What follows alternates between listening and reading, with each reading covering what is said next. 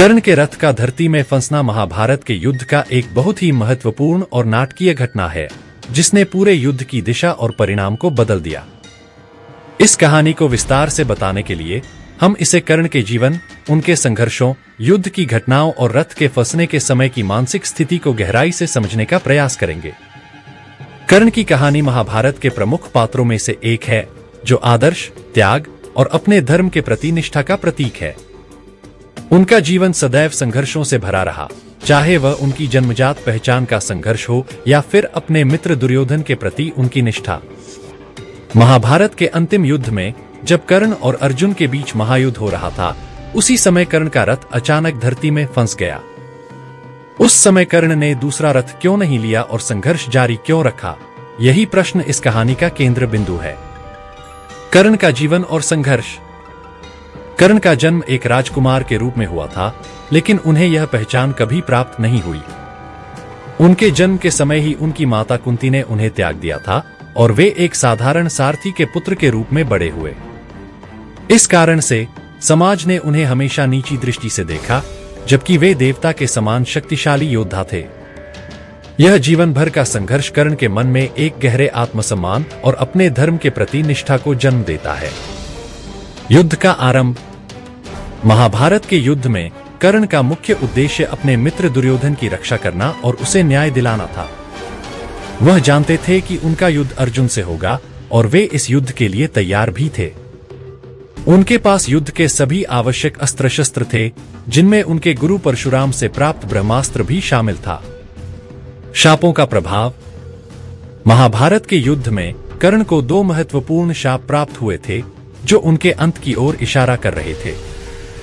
पहला शाप था उनके गुरु परशुराम का, जिन्होंने उन्हें यह शाप दिया था कि जब वे सबसे कठिन समय में होंगे, तब उनका ज्ञान और कौशल धूमिल हो जाएगा। दूसरा शाप था एक ब्राह्मण का, जिसने उन्हें शाप दिया था कि उनके रथ का पहिया युद्ध के दौरान धरती में फंस जाएगा।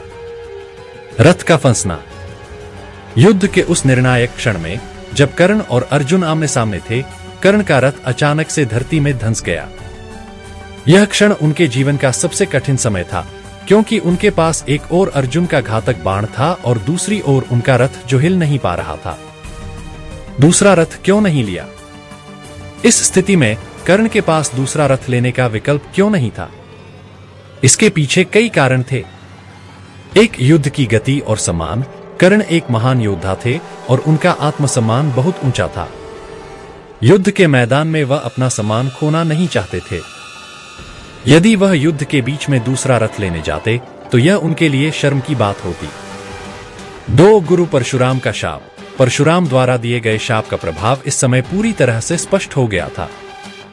उनके शाप के कारण कर्ण का मानसिक संतुलन बिगड़ गया था और वह सही निर्णय नहीं ले पाए। 3, कर्ण का धर्म और निष्ठा। कर्ण सदैव अपने धर्म का पालन करते थे। उन्होंने दुर्योधन के लिए युद्ध में आने का संकल्प लिया था और वह जानते थे कि यह उनका अंतिम समय हो सकता है। ऐसे में वे किसी भी परिस्थिति में युद्ध से पीछे हटना नहीं चाहते थे। 4, भगवान कृष्ण की योजना। भगवान कृष्ण, जो अर्जुन के सारथी थे, इस पूरे युद्ध के पीछे की योजना को समझ रहे थे। उन्होंने जानबूझकर इस स्थिति का निर्माण किया ताकि अर्जुन को कर्ण पर विजय प्राप्त करने का अवसर मिल सके। यदि कर्ण ने दूसरा रथ लेने की कोशिश की होती, तो शायद कृष्ण उसे रोकने के लिए कुछ और उपाय करते।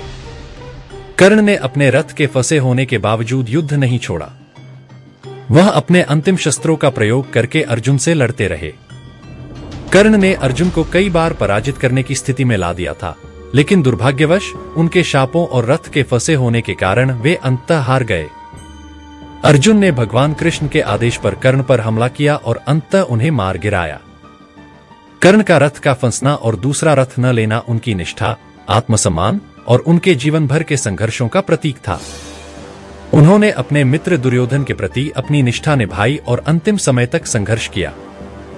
कर्ण की यह घटना महाभारत के इतिहास में एक महत्वपूर्ण मोड़ है, जिसने पूरे युद्ध की दिशा बदल दी।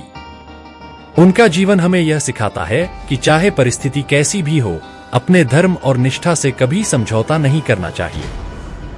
कर्ण की यह कहानी महाभारत के युद्ध की सबसे मार्मिक और भावुक घटनाओं में से एक है। उनके जीवन और संघर्षों ने उन्हें एक अमर योद्धा बना दिया और उनका यह त्याग सदैव स्मरणीय रहेगा।